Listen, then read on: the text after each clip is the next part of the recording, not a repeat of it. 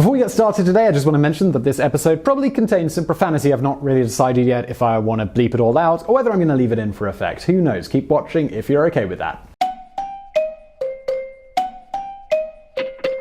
Well, on April the 26th, 1968, a 19-year-old man whose name was Paul Cohen walked into the Los Angeles County Courthouse to testify in a case for a friend. This, in and of itself, not particularly noteworthy. So why would Mr. Cohen have his name stenciled into the history books? Well, this was because of something that was actually stenciled on his jacket. The words, "Fuck the draft, stop the war." The use of arguably the most versatile of all swear words here irked a police officer who quietly asked the judge if it was possible to arrest Cohen for contempt of court. When he was told that it was not, he took the matter into his own hands anyway and arrested Cohen when he left the courthouse. What was the charge here? Well, ironically, that would be disturbing the peace.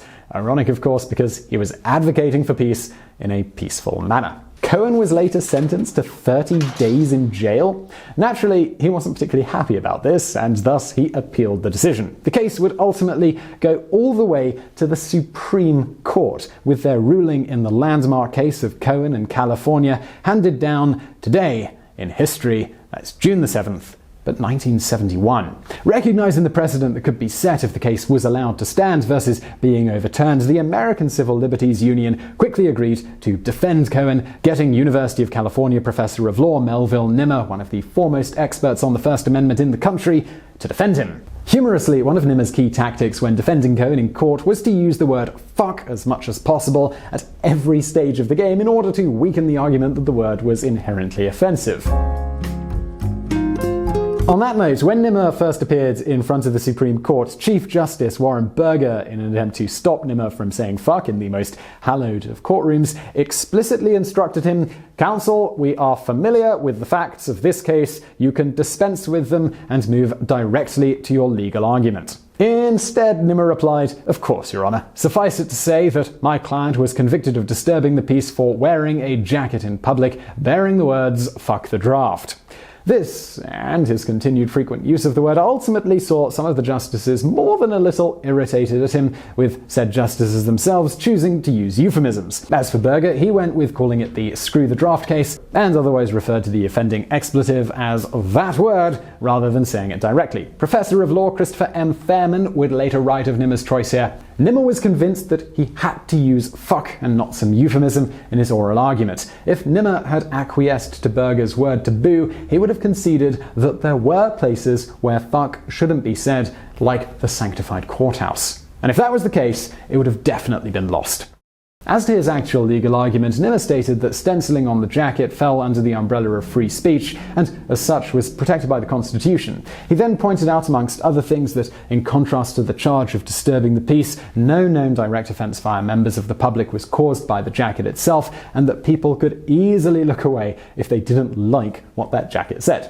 Nimmer also noted that the wording of the statement did not target any particular group nor incite any particular violence. Further, as for Cohen, there is no record of him saying or doing anything at all other than calmly walking when he was arrested for the disturbing of the peace. In the end, after over 3 years of legal wrangling leading up to the Supreme Court hearing the case, they ultimately agreed with Nimmer in a 5-4 decision, finally settling the case of Cohen in California and enshrining into US law the right of the public to use the word fuck even in a public courtroom, as well as more significantly, helping to clarify elements of the First Amendment. The majority opinion in this case was written by Justice John Marshall Harlan, an essay that would later be called by Professor Yale Camisar one of the best ever penned on the subject of freedom of expression. Humorously, the essay deftly avoided ever using the word fuck, apparently in no small part because of pressure from Justice Burger, who is quoted as having said to Justice Harlan, "John, you're not going to use that word in delivering the opinion, are you? It would be the end of the court if you use it, John."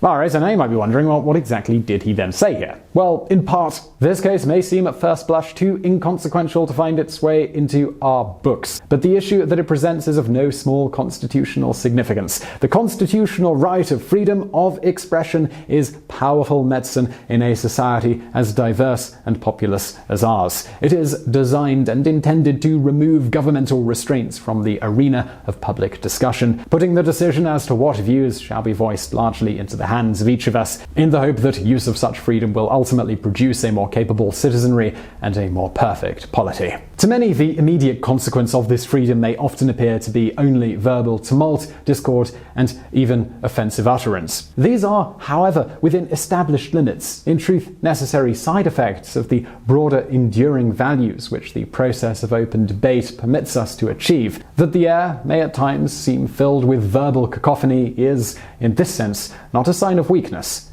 but of strength. Surely the state has no right to cleanse public debate to the point where it is grammatically palatable to the most squeamish among us, yet no readily ascertainable general principle exists for stopping short of that result were we to affirm the judgment. For while the particular four-letter word being litigated here is perhaps more distasteful than most others of its genre, it is nevertheless often true that one man's vulgarity is another's lyric. Finally, and in the same vein, we cannot indulge the facile assumption that one can forbid particular words without also running a substantial risk of suppressing ideas in the process. Indeed, governments might soon seize upon the censorship of particular words as a convenient guise for banning the expression of unpopular views. It is, in sum, our judgment that, absent a more particularized and compelling reason for its actions, the state may not, consistently with the First and 14th Amendments, make the simple public display here involved of this single four-letter expletive a criminal offense. Amusingly, one of the first things Cohen did after the case ended was to return to the county court